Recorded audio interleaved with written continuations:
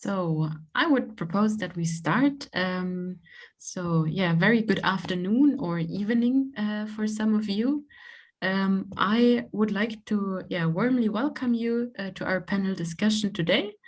And my name is Johanna Hiebel, and I'm currently the project coordinator of Ukraine Calling, which is a project-oriented capacity building program at the European University Viadrina, and it is also implemented as a close cooperation with the Kiev Mohyla Academy in Kiev, the Adam Mickiewicz University in Poznan, the think tank CEDOS, also located in Kiev, and the Centrum Block, a research institution, and the National Youth Council of Ukraine, as well as one French think tank, Eurocreative, and the Minsk Urban Platform. So again, like as last year, taken to digital space, now about 20 organizations out of almost 200 applications from Ukraine, from Belarus, from France, from Poland, and from Germany are participating.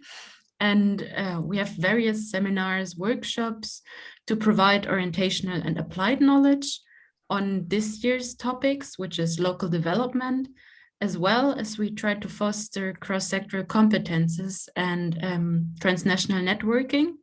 So the general aim is that all participants coming from various fields, meaning academia, human rights, culture, and various others, that they will implement their project ideas and also to make them or to support them in establishing new cooperations.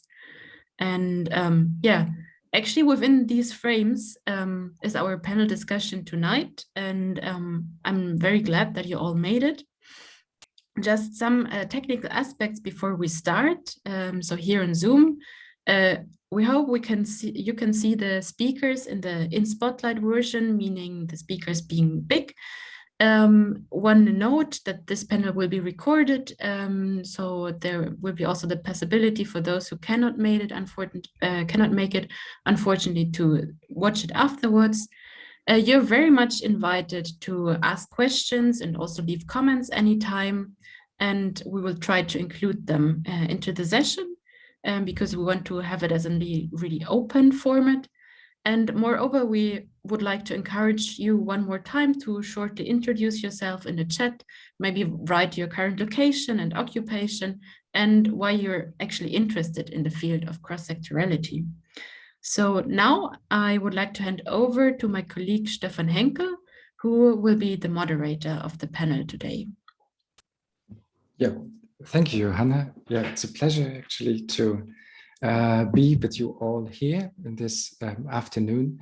A very warm welcome. I don't know if it's suitable for the summertime, but still a very warm welcome to the participants, to the audience.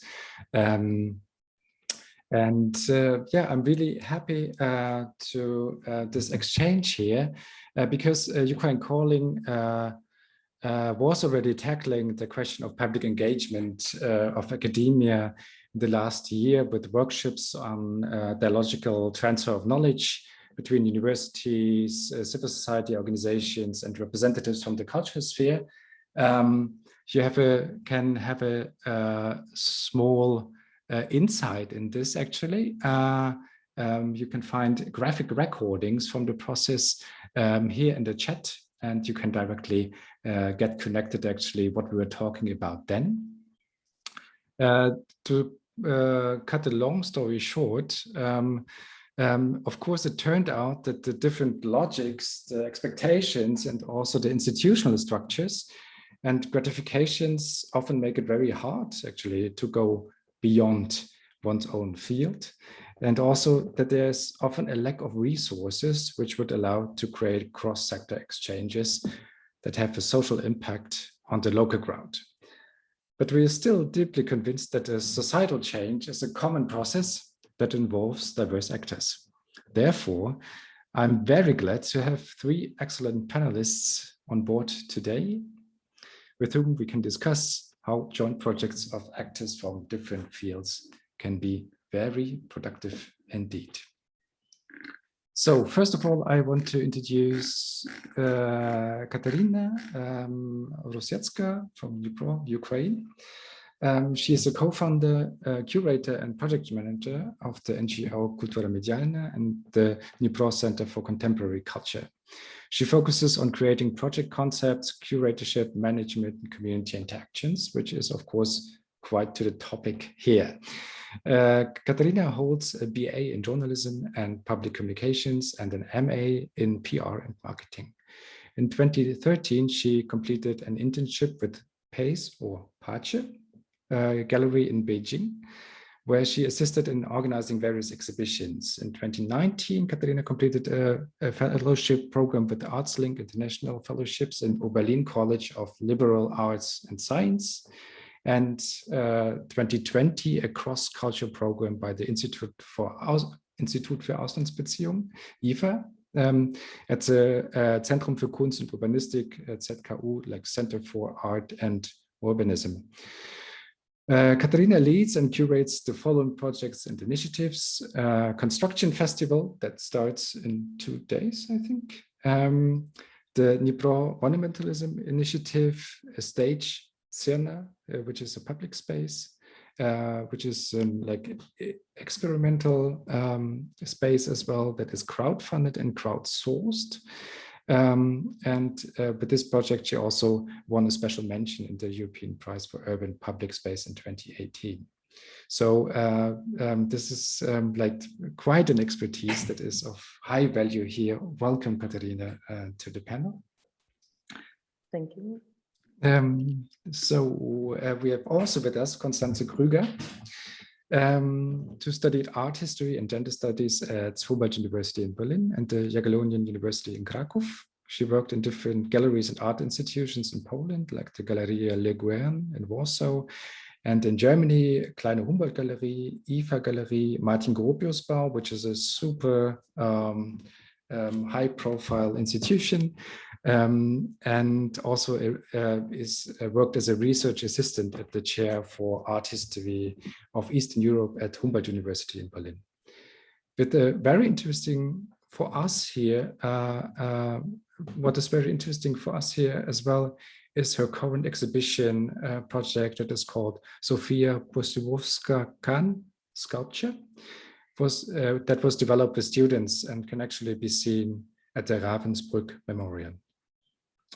Constance was a member of the research project Gender Politics and the Art of European Socialist States. Her dissertation project deals with feminist conceptions of artists from the People's Republic of Poland in the 1970s. Since really like almost yesterday, like April 2021, she is a culture coordinator at European University Viadrina, Frankfurt, Oder, so a colleague of mine. And yeah, I'm in the double sense really, really glad to have you on board generally and also in this afternoon. Thank you very much. And last but not least, and almost last but not least, we have with us Professor Mariusz Czepczyński, Gdansk, Poland, who is a cultural geographer and professor at the Department of Spatial Management at the University of Gdansk. He studied at the University of Gdansk and Warsaw, additionally attended courses at the Harvard School of Design, University of Oslo, and the Center for Land Policy Studies and Training in Taiwan. From 2009 to 2011, he was a visiting professor at the Geographical Institute of the Eberhard Karls University in Tübingen, and since 2020 lectures at the Tor Vergata University of Rome. And I may add here that this is not Mariusz's first contribution, actually, to formats that Viadrina is organizing. He was already twice a contributor to our summer school, Viadrinicum, at least twice, I think, where we were talking about the transitions of the post-socialist city, actually. Maybe something that is also of importance, looking at the peculiarities also the civil society faces in the context of the public sphere. Yeah.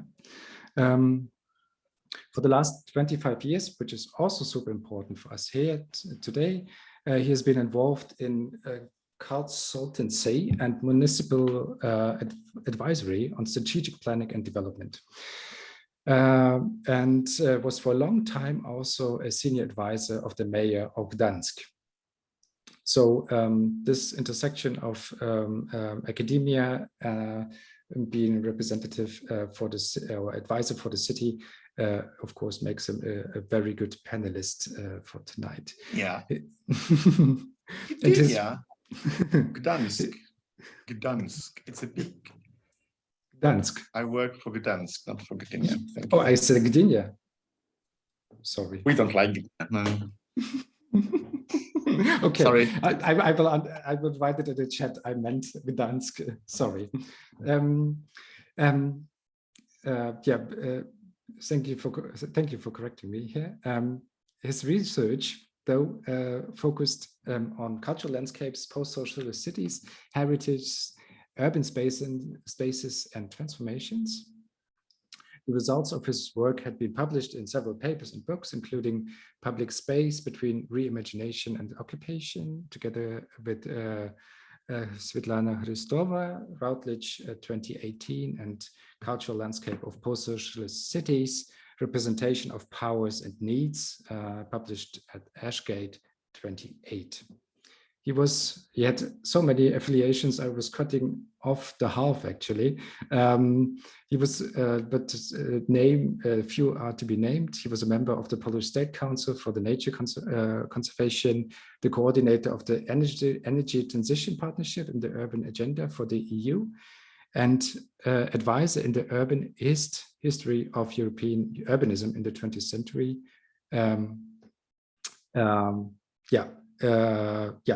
That's pretty much it, and quite a lot. But there's another panelist, Dr. Marieke de Waal from Rotterdam, the Netherlands, who unfortunately on very short notice due to a family matter cannot take part today. But I will still introduce her because she will contribute also a small input. She sent in a small presentation that would be a good foundation actually for our further talk.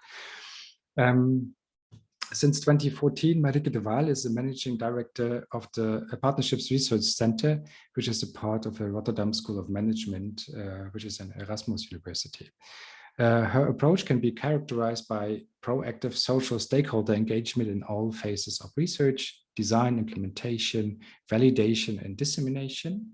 So she was involved in promoting effective partnering, which is called PEP, a knowledge sharing initiative inspired by the inquiry, what will it take to unleash the partnering potential for the SDGs? And above that, she studied philosophy actually at the Vrije Universiteit Amsterdam, Netherlands as well. And I would propose that we would start actually with her input because it's functioning as a good foundation. It's mainly about the term cross-sectorality. And I would invite you to join the short presentation. I would start right now. And then afterwards, we will get directly to the talk.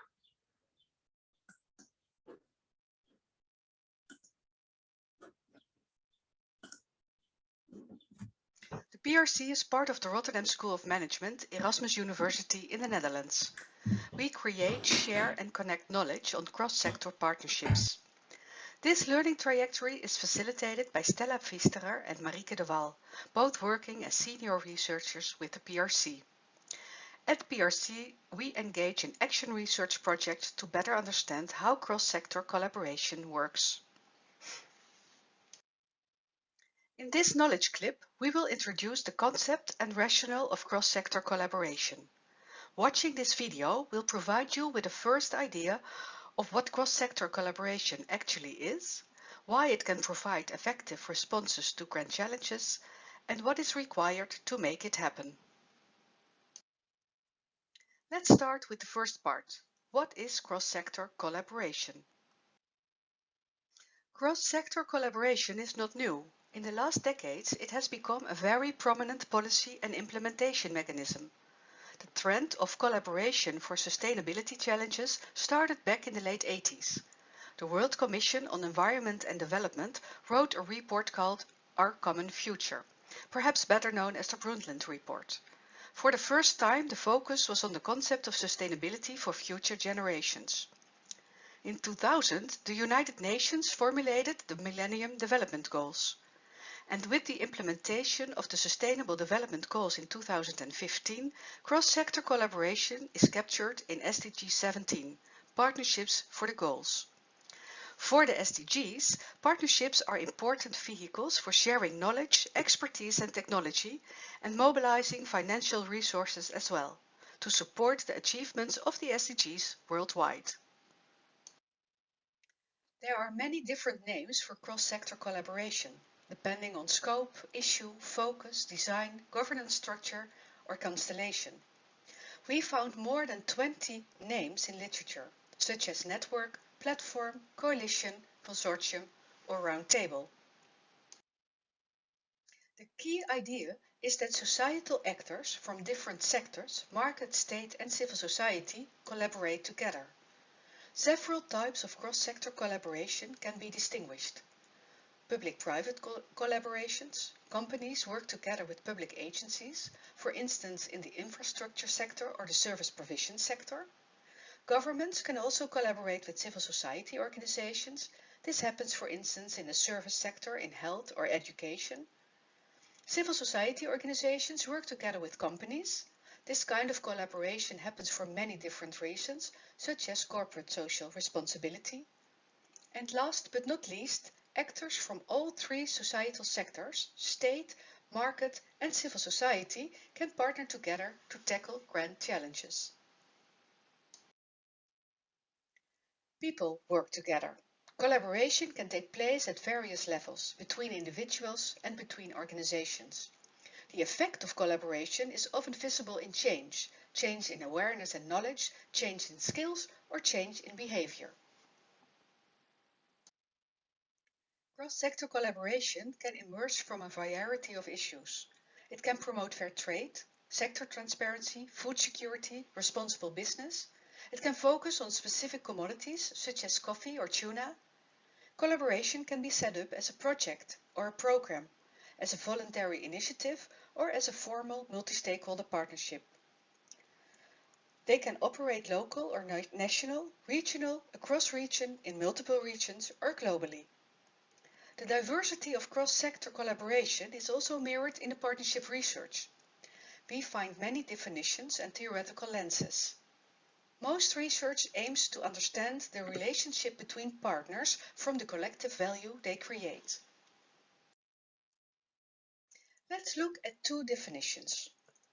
This first definition focuses on who is involved, organizations from at least two sectors. And it addresses some elements of the relationship. It is an intensive and long-term relationship. The second definition focuses on pooling resources to address a complex or wicked problem. Actors need each other because the challenge is too complex to solve by themselves. Most scholars recognize the challenge of a clear-cut partnership definition. They agree that it makes more sense to use a set of features of cross-sector collaboration as listed here. What is important is that cross-sector collaboration can be viewed from the perspective of organizations and from the perspective of individuals. As said earlier, collaboration happens between people.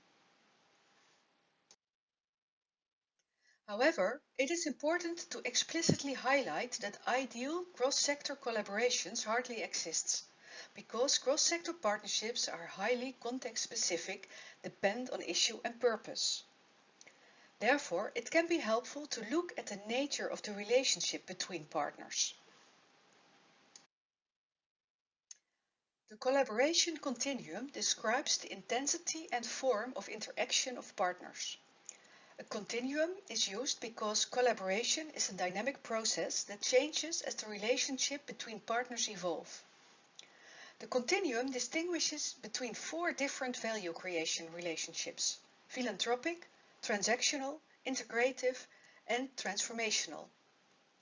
A transformational partnership is relevant for cross-sector collaboration that aims to address grand challenges. Partners co-create transformative change at societal level, trying to better the lives of those affected by the challenge. We will take a closer look at an example of a transformational partnership when we introduce the case of Rabobank and WWF in Chile working together on sustainable salmon farming. First, we will address the second question. Why is cross-sector collaboration needed? Why can it provide effective responses to grand challenges? Cross-sector collaboration is about the convergence of interest, complementarity of resources, and joint value creation. Mutuality is a precondition and will get strengthened and evolve to make the best out of these elements. Let us explain this with the example of the partnership between Rabobank and WWF in Chile. Rabobank and WWF were able to use the power of diversity. They were able to pool expertise and resources and share risks. Jointly achieved results seem to be more sustainable than individual solutions. In addition, relevant stakeholders were involved. The collaboration stimulated learning within both organizations. Realizing the potential of cross-sector collaboration is not easy. It is challenging because there are contrasting logics and interests, conflicting structures, diverging expectations and ways of working. The third question we would like to address is how to make it work.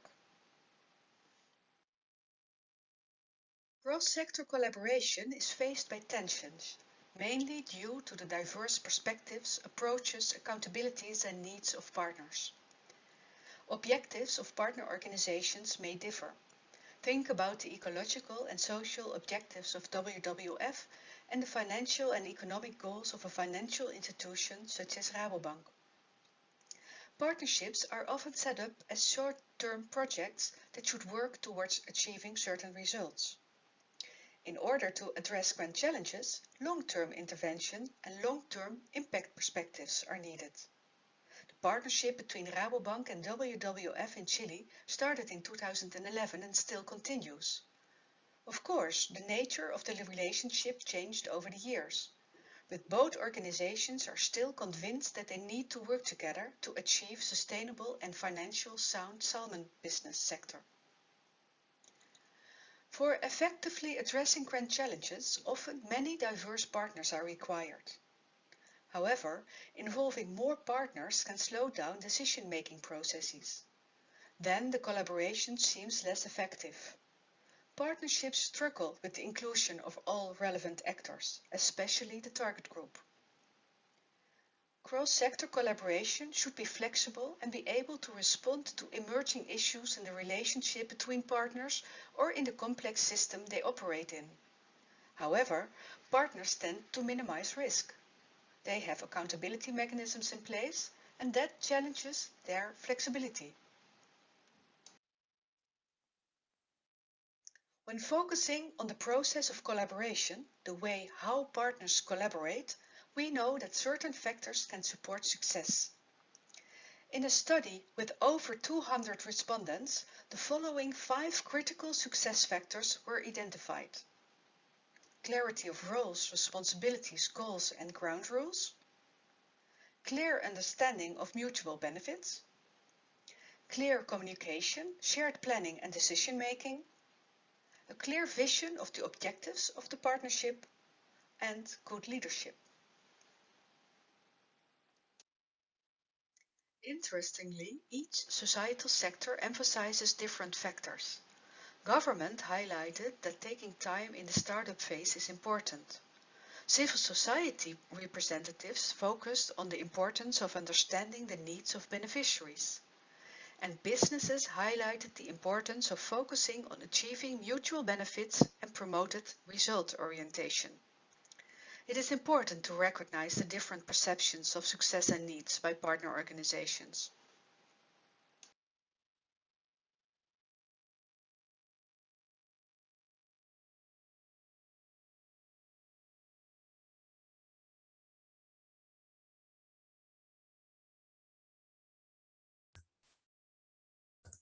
Yeah, so far, a short input on the term cross-sectorality and the obstacles that organizations might face. In our context, of course, the situation might slightly differ because we would like to concentrate on the aspects of academia, civil society, and the city, yeah, which was due to obvious reasons not mentioned here so much. So that's something we can work on together, and I'm looking forward to give the word first to Mariusz with a question that really interests me concerning your experiences. In your book, Public Space, published in 2018, you have the beautiful sentence, quote, "The quintessence of a city is always based on the diversity, proximity, and coexistence of functions, spaces, structures, and people with their needs, hopes, expectations, and beliefs," end of quote. It's the right, like in a good novel, it's the first sentence of the book.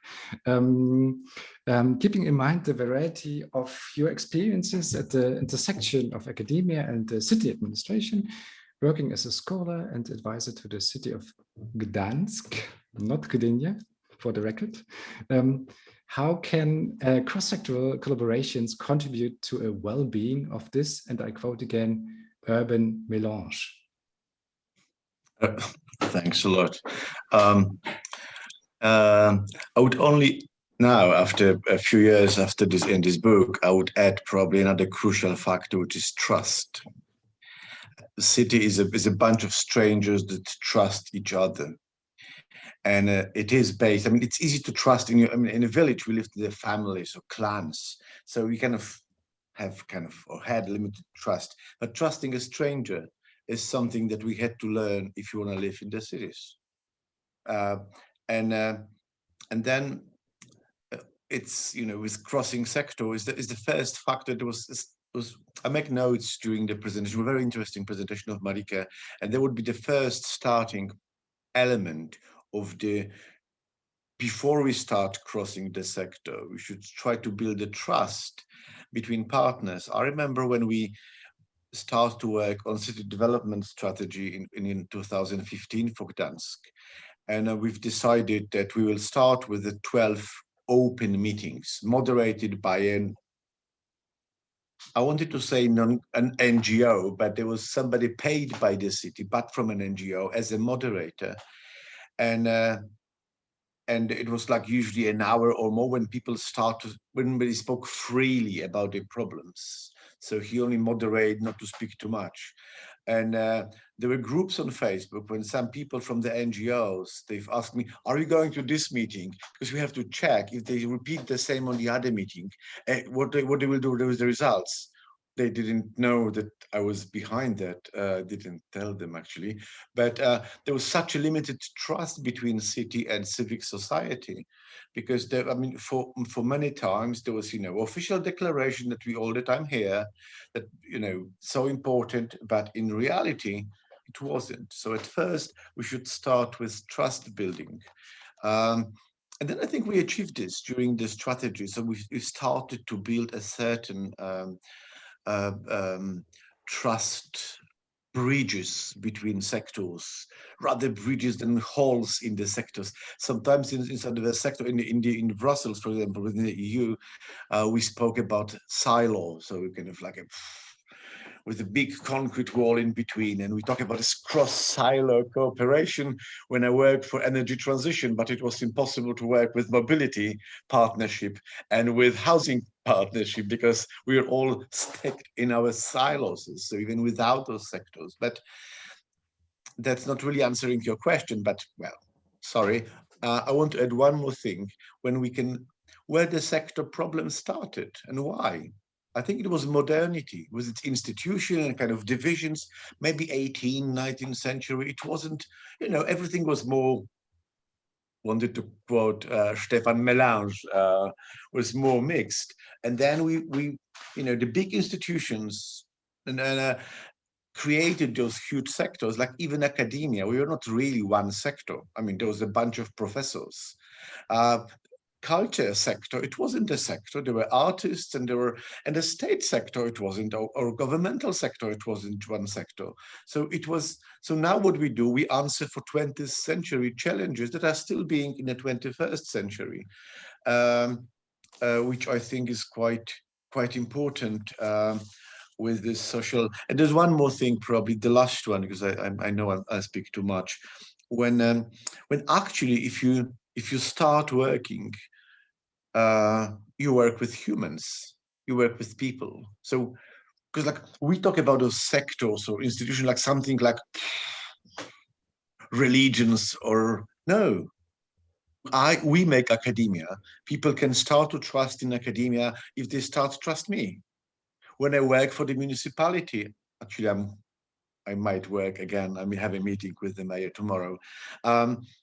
It's about trusting in me, people. We make, I met a bunch of NGOs, and some of them were at first not so so they were not non-governmental, because most of the money was coming from governmental institutions. So. So that's that's one thing, but it's people. So so I think this, if we put ourselves as the sectorial or representative of a sector, then of course at the beginning it's more important. If you think yourself as a nice human person, I even wrote it down, trustworthy and trusting, up to the limits, of course, because that's, again, with this trust, that's beginning of thinking beyond sectorality. I had always a problem to label myself, since almost I work at the university since I finished masters, but since then I almost all work for private businesses, which work for governments or for local governments. I also was quite included in culture sector through NGOs. I'm a member of the Council Culture of Gdansk and a member of the Museum Council of Gdansk. That's why I've got those lovely calendars behind me. But am I a typical academic? Am I a typical NGO supportive sector, or am I a governmental, or people in local municipality? No, I'm not. I'm a problem always. But that's, if we start to label and put ourselves there, that's the beginning of building thick walls between sectors. I'm a professor. Hello. I think one of you would introduce about this ivory tower, but who builds it? Us. Academics, us professors. Who builds the city hall as the fortress? Them, or us, municipal workers. It's so. I think if you think about people, about us humans, not them people, but us humans, as part of the sectors. So if there's a problem, it's our problem. It makes by us. It was 5. Was it 5 minutes already, or do you have still time? I think we will come back to this because this is already some kind of positive utopian outlook. So trust. What do you mean? Yeah. How can you live without trust? Yeah, sure. Oh my God, you Germans. I didn't hear this. There was a connection problem, I think. Yeah, but we will definitely come back to this question, which is like going already certainly beyond sectorality. But first, I want to give the word to Katarina, who has been very busy over the last months.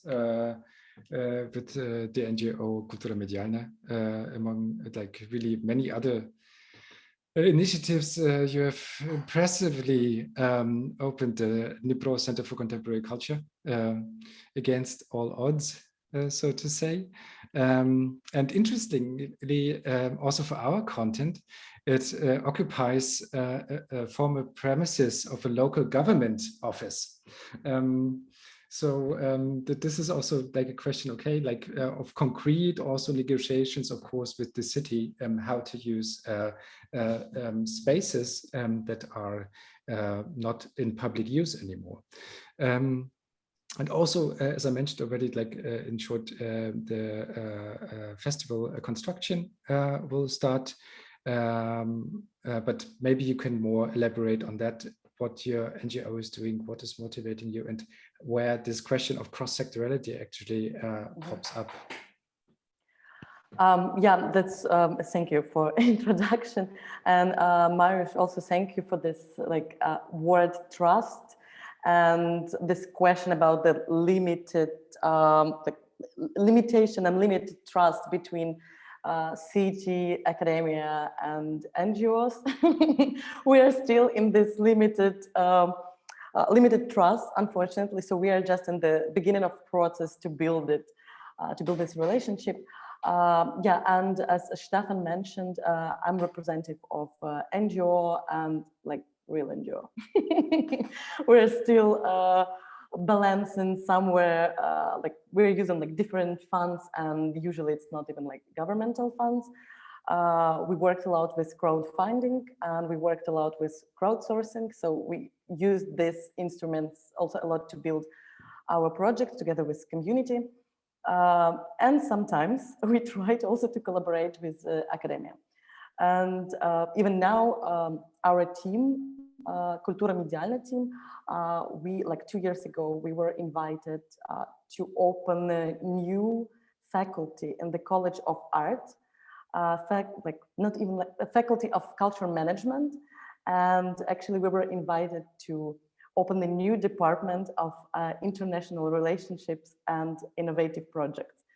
And we had a lot of problems when we came to the college, not mostly with the students, but mostly with teachers and with people who work in the college. Because and we had very a lot of interesting stories of opposition. Now it's getting better. Even right now, also Stefan mentioned that in 2 days we have an opening of Festival of Contemporary Art, experimental music, which is obviously not welcome thing in a College of Art in Ukraine, in a decentralized city, Dnipro. But it was like this. But from this year, actually from last year, they started to collaborate with us. And for example, right now, one of our artists, she will have an exhibition of contemporary works and video art in the walls of College of Art. And for us, it's the big win. I think for them, it's also.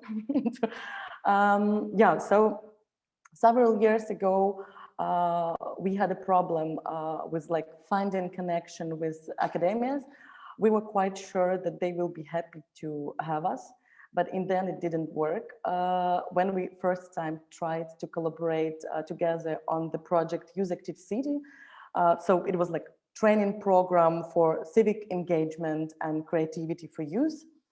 And we came to some universities and we asked them about some promotion of this program. Also, we were really open to have some professors and teachers, but it was quite problematic.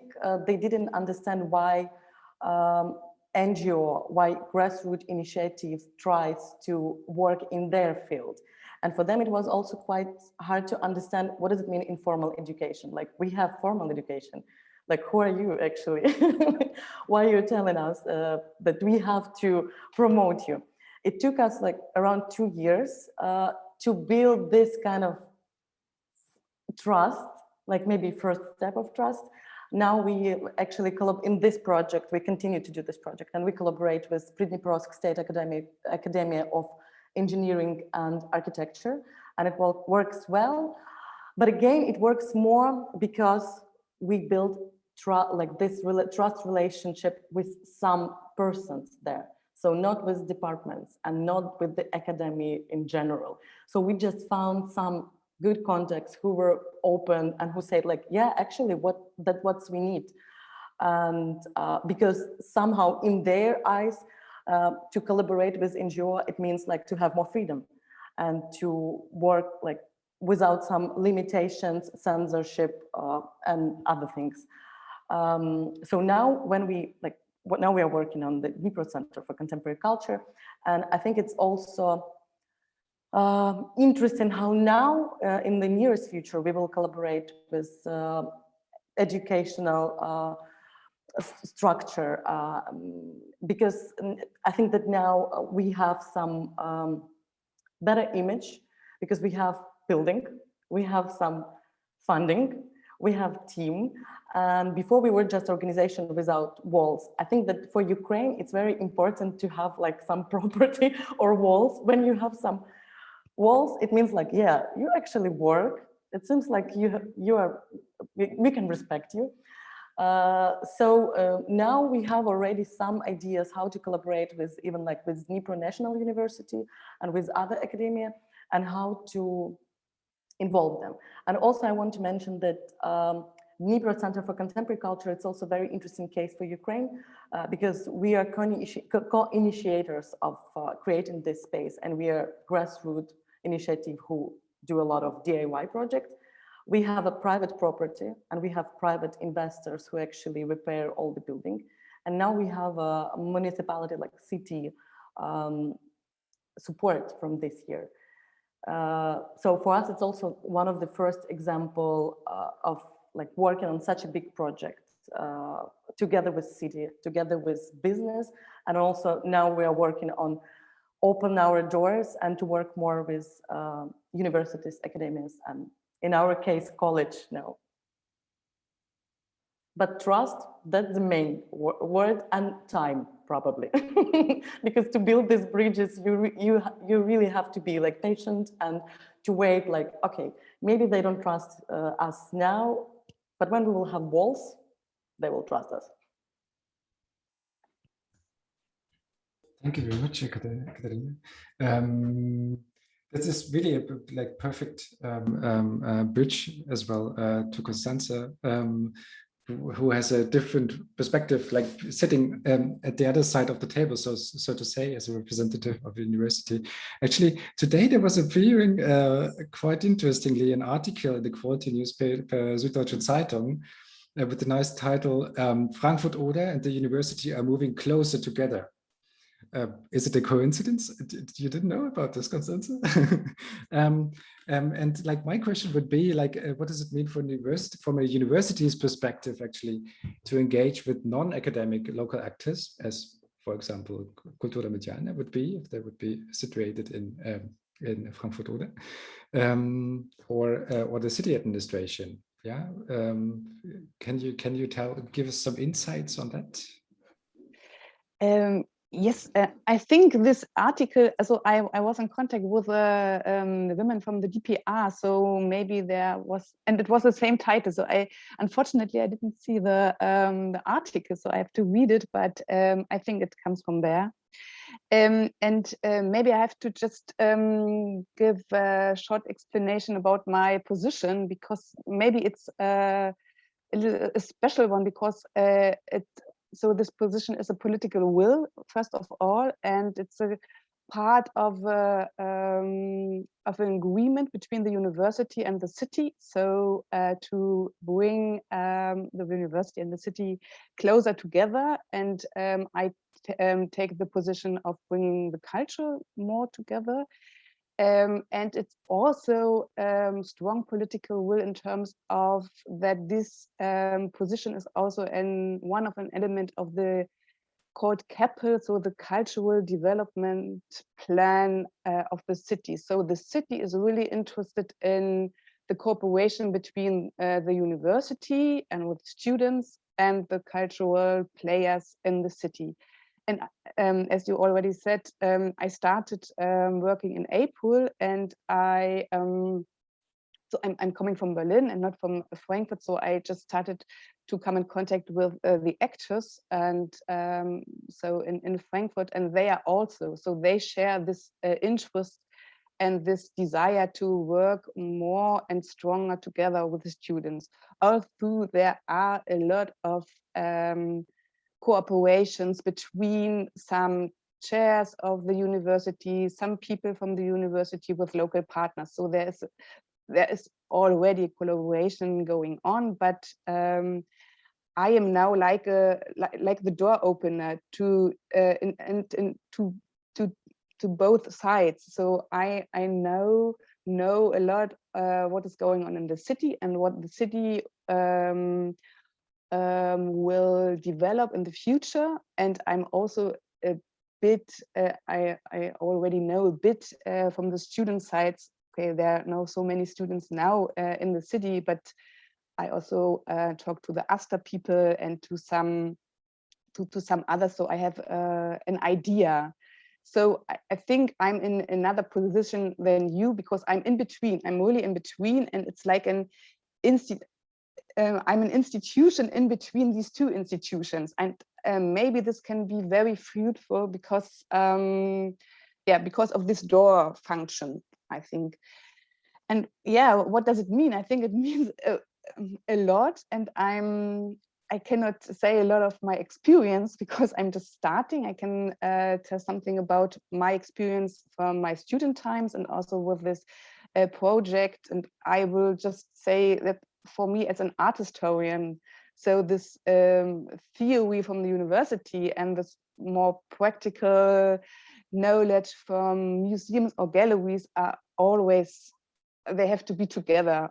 Otherwise it doesn't work. So this is one thing for me concerning or coming back to this thinking in these sectors. I also think that theory and practice and academia and museum or also initiatives or galleries or so, it has to be closer together. But yeah, what does it mean for me with this political will, I will just call it, it means that the city is really, it has an interest, and I mean with the city, I mean the really all organization and initiatives in Frankfurt. They are really interested in working together with students, and they need the students. So they already know that they have to work with them together. And I have the impression that they really want to work at the same level. And this is, I think, for the students very important, that they, at one side, they do this transfer of the latest discourses of I don't know what, how we can transfer this immediately into the practice, and how does it work or not, and also to open these institutions for this latest information. And at the same time, we can install a dialogue at the same level, so the students will feel very soon that what they are doing and what they are thinking really have an impact in the cultural development. And this is, I think, for this for the city of Frankfurt important, and also for the students, that like the study of culture is not only theoretical, but that students, young people, really can do something and can create within a group and with other people a better city, let's say. So I think this is very important for both sides to and I just want to, or what for me is important, and I hear it also from you too, trust, to build up trust is to come in contact. I think there are many, or on the other hand, I would say there are some initiatives, they are already mixed, because they were founded some years ago from students from the university, and these people are now still living in Frankfurt, and they're still working in these initiatives. And so we have this mixture of students and alumni, so to say.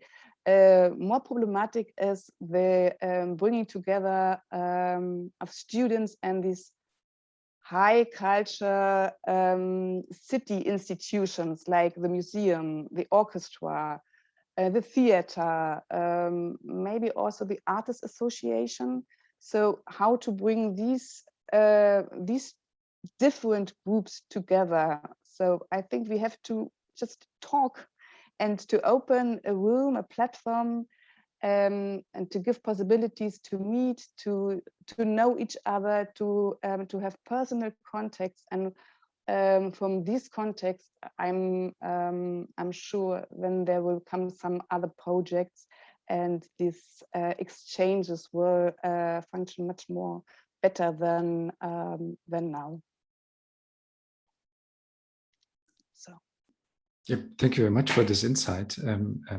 I think this is really a crucial point, especially for smaller cities, but maybe it counts for Gdansk and Dnipro as well, that the identification with a certain place, of course, is very important from the student's perspective also, to have the chance to contribute something in the city sphere itself. Yeah, and before I would start with my questions, I would rather give the word to you. Would you like to react upon some points the others mentioned?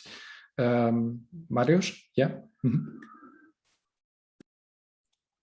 Just very briefly, thank you very much. Probably for what you said, Constance, in the end, you know, how to bring those people together. And my experience from Gdansk was that the leaders should lead, and people will follow if they could see the sense what the leader do.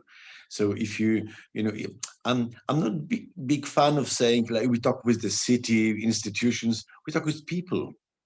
So, but the leader of, I don't know, of orchestra or decision maker, there will be a few of these key stakeholders, using this kind of pseudo academic language. If some of them have a vision, because that's very important, if they look beyond next year. So what about in 5 years' time? What about 10 years' time? So if you think beyond the very short, your next budget, so then people, so my advice would be look for leaders with visions, or educate them, or tell them, or teach them, like, so look guys, okay, we are okay for this year, but what about in 10 years' time? And that's and that would be this kind of responsibility of the leaders, and not all of them. Okay, some of them will focus on the operational level only, on the ongoing problems. Oh yeah, we have so many. All of us have so many problems, but you know, if you think for a vision, and then it's a place for students, and then there's a place for looking beyond sectors, because if you look for the city in 10 or 20 years' time, that's impossible to stay in your silo. And a very short comment to Katerina, when you it was very interesting process you described about building trust and building a position, especially with academia, which is quite often I think we've inherited some of the old aristocratic titles and manners. So we think that we are at least nobility, and the peasants from any of the other sectors are not going to tell us. I even change my accent if I start talking about the academia. So this is very challenging to find again leaders in the academia with visions. But I want to add one more thing, which I spoke with Stefan about, the social responsibility of the academia, or of the professors, or of the employees, of the academics, of the municipal managers, and also of the NGOs. I've seen a couple of NGOs whose main topic was to get a project for next year, sometimes oppose the long-term development because it wasn't theirs, or the opposite NGO was applying for that. So this is, at our university, we have the officer for social responsibility of academia. So this is a social responsibility of business, but don't forget, we have to think about social responsibility of academia, and also for NGOs, and also for culture sector. We don't often think about this, but social responsibility of artists. You know, they go for public art, they become in a sense, public figures. So if you look for this might be new dimension of cross-sectorality, but I just wanted to mention, and it became a short lecture of 10 minutes. Sorry about that. Mute myself. Yeah, Constance? Thank you very much for this advice. I just have the question of how to bring the students in. So let's say, how can students take over this leadership, because they are changing much more than the leader of the orchestra. And this is not only a very big point in this agreement, but also from my side to open up a space also for the visions of the students. So how can this function? Do you have any idea? Me or Stefan or Katerina? Me. Okay. No, I would think as a starting process. I mean, we don't really teach visions. I mean, at my university, we talk. I usually have one lecture, but I teach geography of culture, and one lecture is a geographies of tomorrow. So it's about visions, but they seldom come true. So it's hard to prepare for the future. One of the options on how to change the institution is if the students are willing to change, and I see many of them are willing, so they should establish their own orchestra, a small one, and then compete. And if they become popular, they become an even more important player. So I think students are, as I said, they are changing. I see a few years ago, I had this image of students, staying all the time with the laptops, and but maybe now, maybe also because of the pandemics, and my students, they graduate, they could have a choice if they have an online final exam or kind of real, and half of them want to have a real, half of them want to stay online, and they wanted to meet. So when I've asked them, do you want to? I'm not really allowed to bring them to the university still, so I met them at the champagne bar and bought them a glass of prosecco, but they wanted to meet me in real.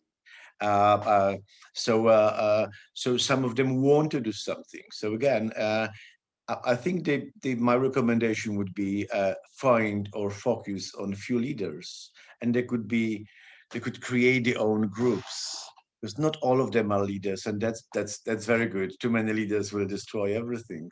But if you see a potential with some people, talk and show them options and visions, and then even if it's one or two, they could be, sometimes it could be a single person, could be a game changer, and showing different opportunities. Look at this young Swedish girl who really opened a global discussion on global warming, started just as a girl, I think.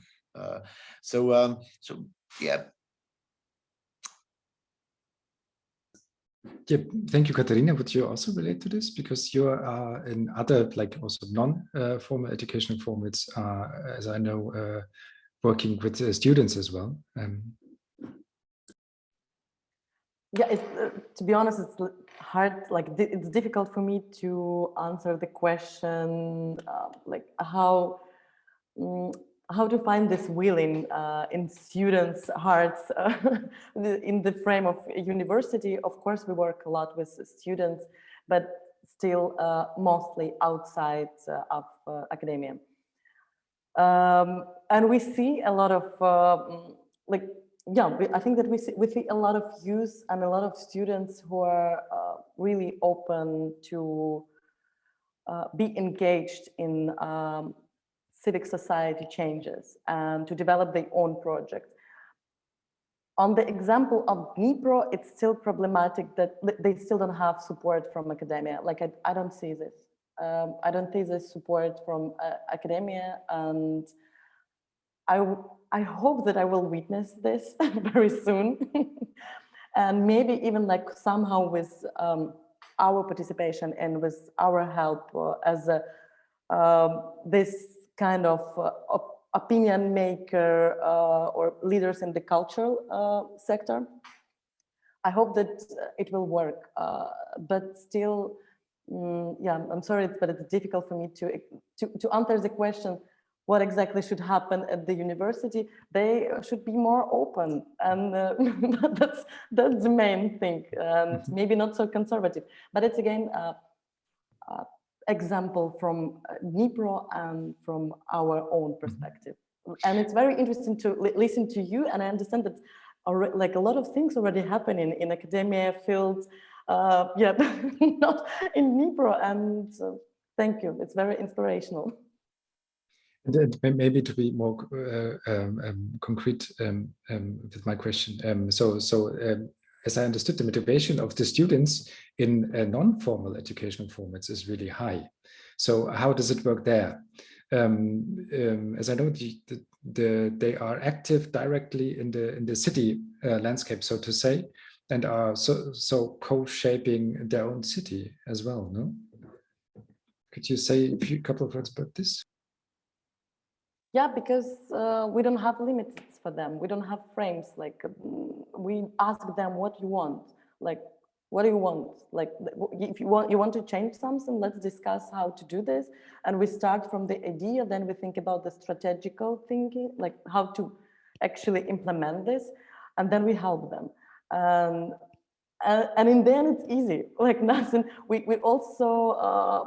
Because we already work for 7 years in this field, we already also have some like contacts in city and in academia, and we try and just to work as this bridge. So I think that in this case, somehow, Constance, we are close. Yeah, and we don't have like this bureaucratical system, because for academia, it's always more difficult to be flexible. And for us, flexibility is the main, like we are flexible all the time, and we survive just because of this flexibility. And we react fast, like quick, if we have problem, and if our students, they see some problem, they can just text us and say like, you know that there is some process with demolition of this cinema, or there is a process with some like dehumanization. Let's talk about this, let's find some who can support us in city or other NGOs, and let's change it. Sometimes it works, sometimes no, of course, but at least we are quick in reaction and in tactical changes. Yep. Thank you. This is really a valuable insight. Yeah, I actually do not want to monopolize the position of the person that is asking. So if there are questions from the audience, please go ahead. You can either raise your hand or just turn on your microphone and ask a question, or if you're too shy, which is also all good, you can just type it in the chat. Yeah. So I will ask one other question, and maybe this is an utopian one. Is it, like, in your opinion, what could it be and how could it look like to have cross-sectoral learning processes where different actors actually learn together, so that this position of the person that has a certain knowledge and the other one is a recipient of this is overcome, but it's a common learning process where different modes of knowledge can come together at an eye level. I know it's super utopian and there are not so many formats for it out there, but like it would be really interesting to have a like free thinking here. So, Constance, would you start? No, yes, I would like to try it because I think it's for this what I will do and have to do in the future. It's the only way to do it, because it's the question of how to bring more student life into the city on one side, and how students can be much more integrated into the institutions that are already there.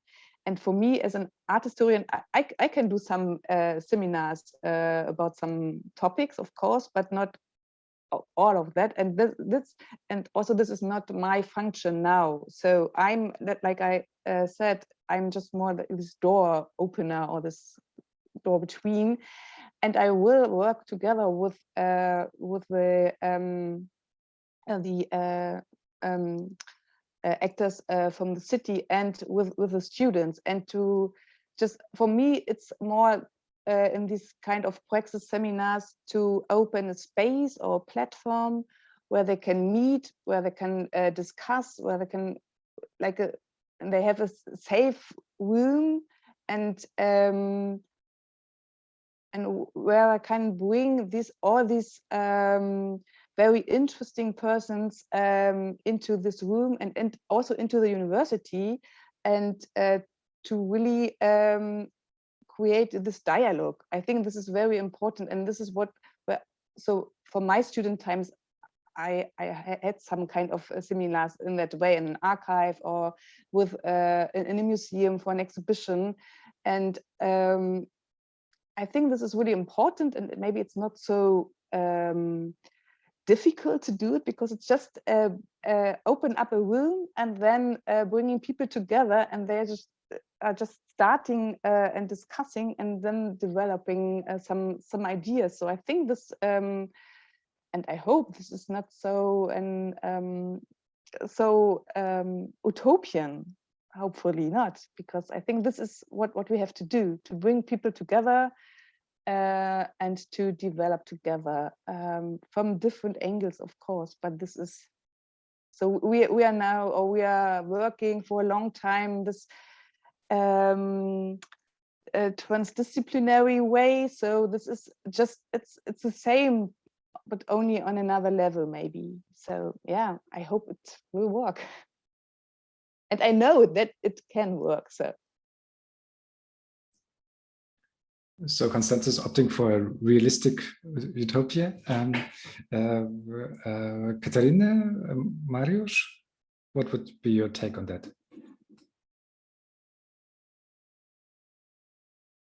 Katharina, maybe. Yeah, okay. Sorry. Okay. Yeah, so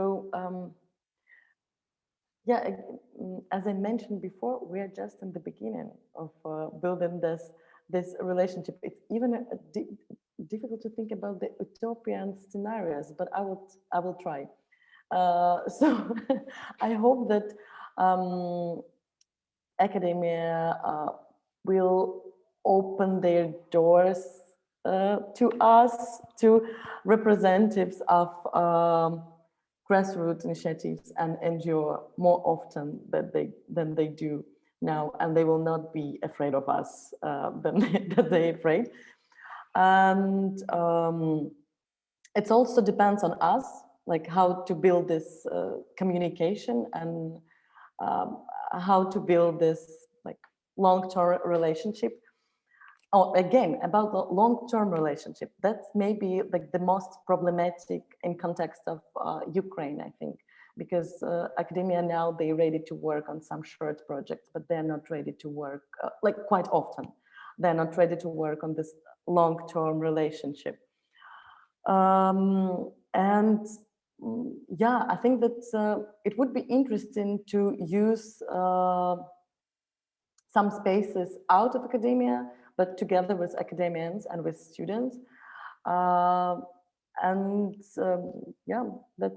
that's my opinion on this question. But we will see, maybe like in 2 years, you will have the same Zoom, like, or maybe with some questions like this, and we will see how it will work in Ukraine. And actually, I see Maria Grishenka as one of the participants of this Zoom, and Tsadas, they have a very interesting, Maria, I'm sorry, but I'm just linked to you, but I just saw that Tsadas has a very interesting discussion about the transformation of academia and transformation of the city and how they influence on each other. And I was like, wow, that's actually amazing. And I hope that I will hear this. So sorry, maybe you also can add something because. Yeah, thank you. I wasn't prepared to be online. Thank you, Katja, for your advertising. So tomorrow, sorry, but only for Ukrainian speakers, the SADAS think tank and my NGO Center for Urban Studies, we are organizing the public discussion about the role of universities and academia in urban development and spatial development, and how we can transform this role today in Ukraine, and what do we need to have this intersectorality and integral cooperation between different institutions like NGO, like civil society, university, and municipality to create better cities for our life. Yeah, thank you. So if you're Ukrainian speakers, you're welcome to join us tomorrow. Yeah, thank you very much. A nice pitch here, actually, but it shows also that, and we are really glad actually to work with CEDOS together as a partner, that from all sides this seems to be a really current topic, actually. So Mariusz, would you shortly elaborate also on the utopian option, and then afterwards the word is Antonina's. Okay, maybe not really utopian, because one of the options is some of the tools Marieke mentioned in her presentation, like civic paneling, when you have to have a goal or a problem, certain frame, and then input and knowledge, and that really brings together. We had few of them at the municipal level, related first with floods and then with air pollution, and there was really when people learn at first the panelists, but then the general audience learned about it. It was, I mean, media has been interested. There were lots of discussion on Facebook about it, but there was, everybody who came, they could bring their own experts, but the experts have to be kind of verified. So there was no pseudoscience there. So you have to eliminate those weirdos who are around.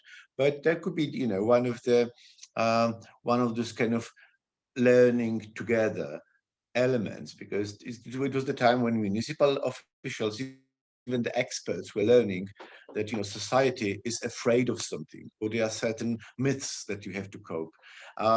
So yeah, I would definitely recommend try a civic paneling on many actions, also probably in Dnipro, and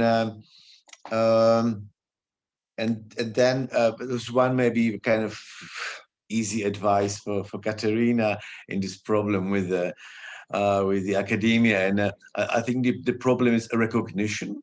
So the moment they will recognize you as a serious partner that brings some good,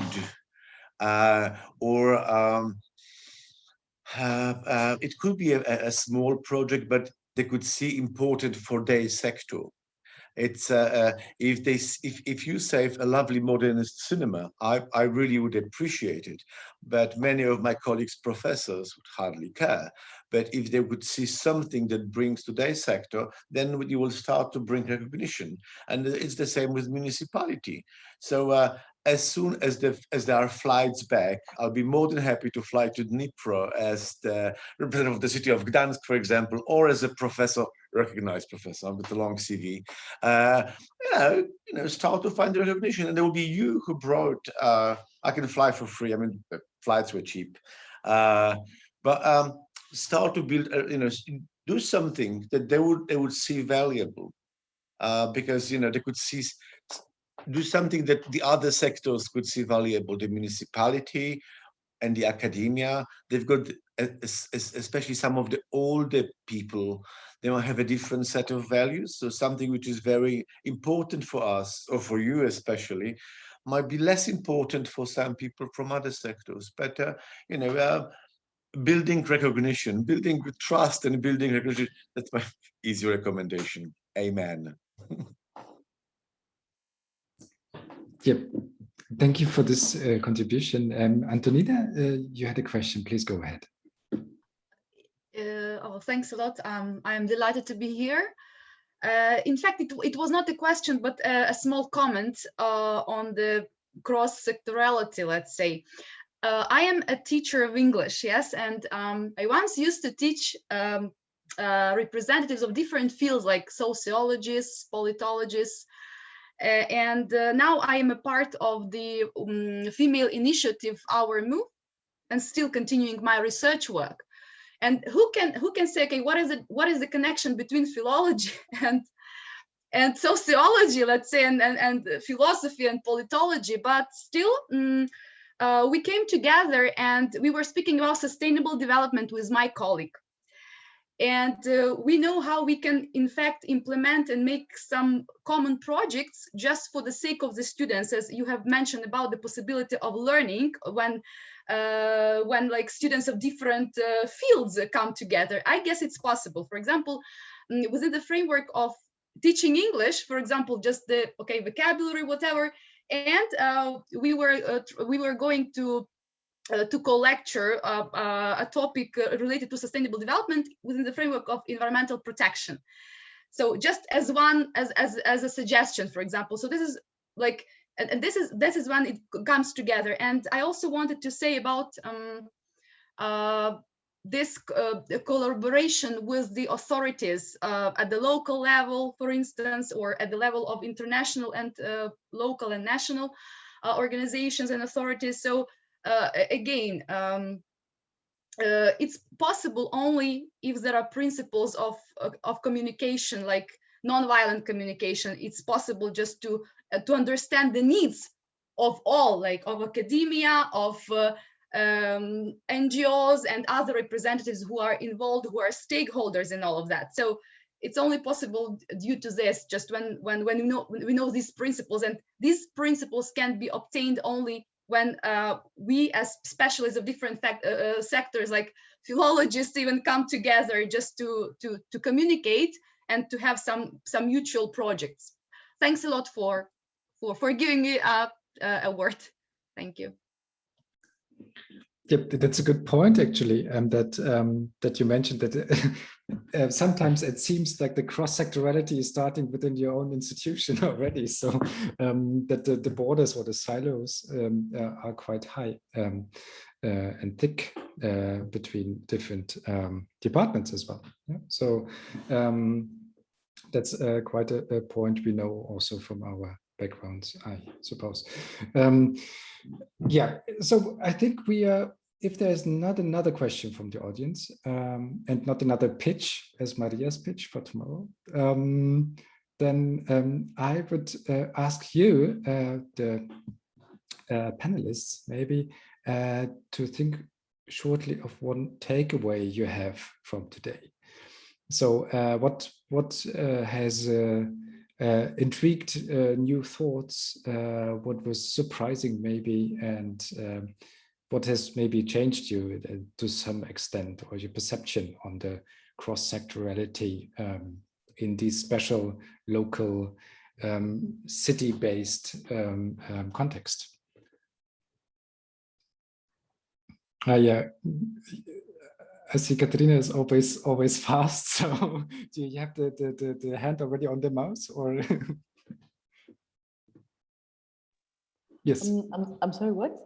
You have the hand already, the finger already on the button to unmute yourself? No. Yeah. I'm always have, yeah.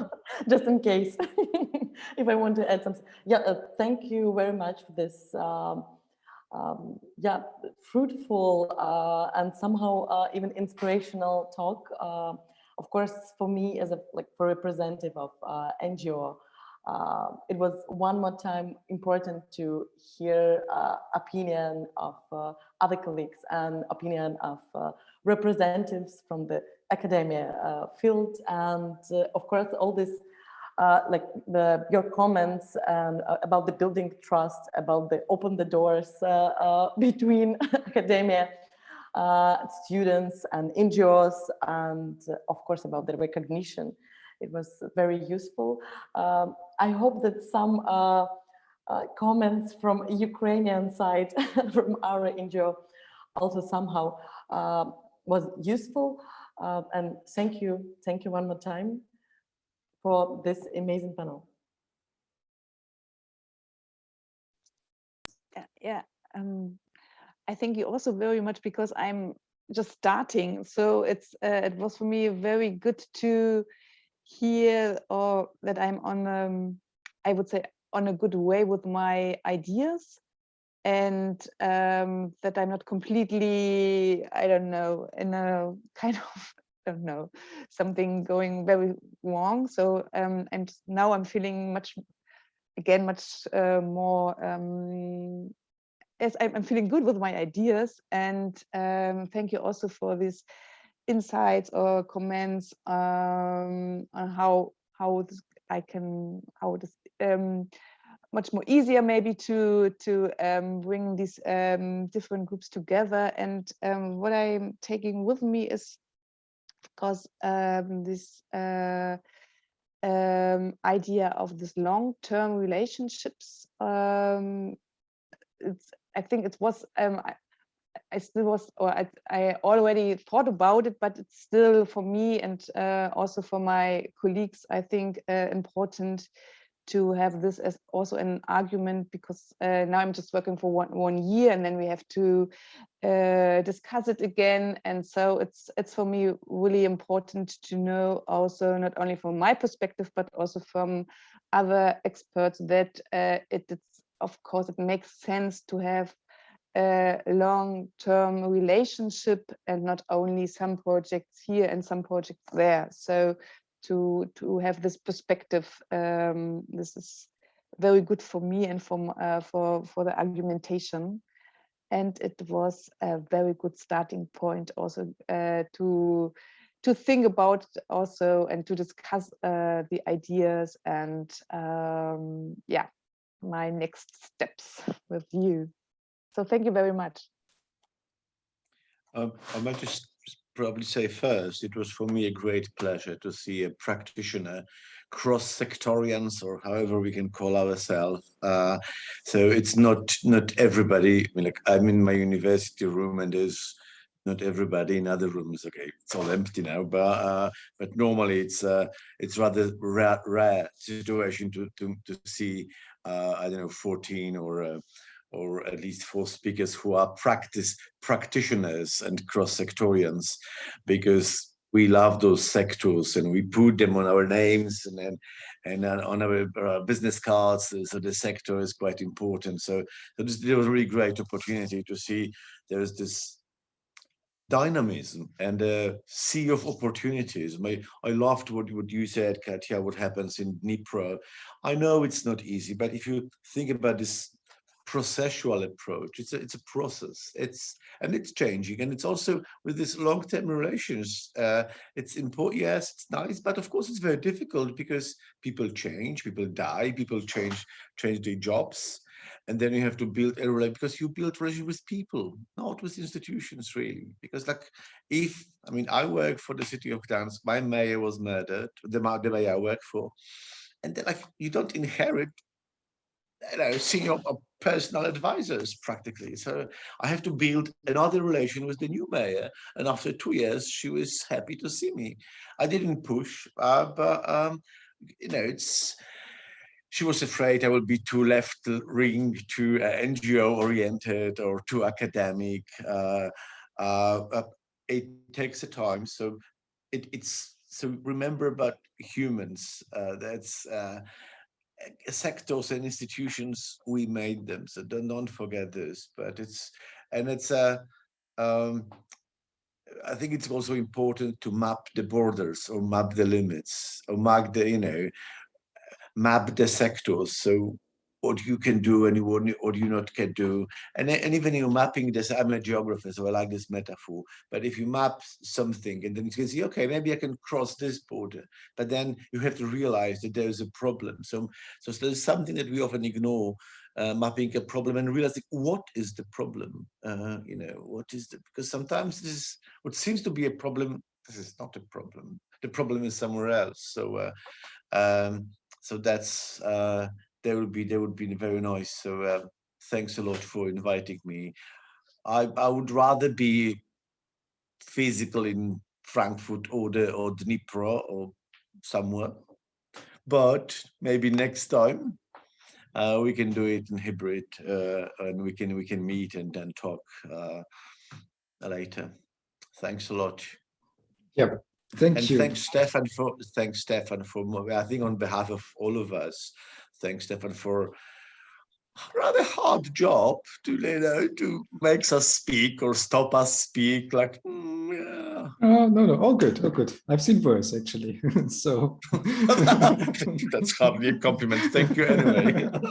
No, thank you for your contributions. And there's a lot to take from this for us as well, also for the project of Ukraine Calling, always being at the intersection also with the other project, Viadrina, the summer school, where we are trying to include also the museum from Frankfurt and so on.